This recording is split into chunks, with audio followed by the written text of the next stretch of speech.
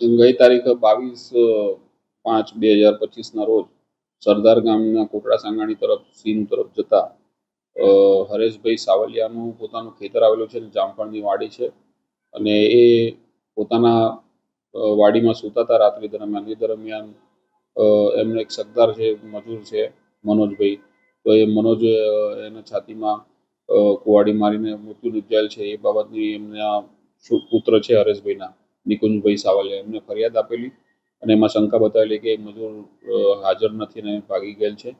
અને બીજા જે એમના કાયમી મજૂર હતા એ એમના વતનમાં ગયેલા લગ્ન પ્રસંગે, જેથી એ લોકો હાજર નહોતા. જેનું નામ દિનેશ છે. તેથી આ મનોજે હત્યા કરેલાનું શક બતાવીને આ બાબતની ફરિયાદ આપેલી છે, જેથી આજીડેમ પોલીસ સ્ટેશનમાં આ બાબતે 103(1) મુજબ BNS 103(1) મુજબનો ગુનો દાખલ કરી મૃત્યુ નિપજાવાનો ગુનો દાખલ કરીને આગળની તપાસ બી જાડેજા PI કરી રહ્યા છે. હાલ તપાસ ચાલુ છે.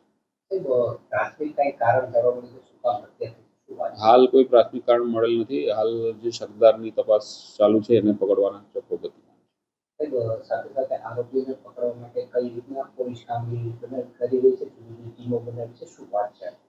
ટીમો બનાવીને મોકલવામાં આવે છે. બીજા રાજ્યનો આરોપી હોય તેને ટીમ બનાવીને સ્થાનિક તેમજ ક્રાઇમ બ્રાન્ચની ટીમ પણ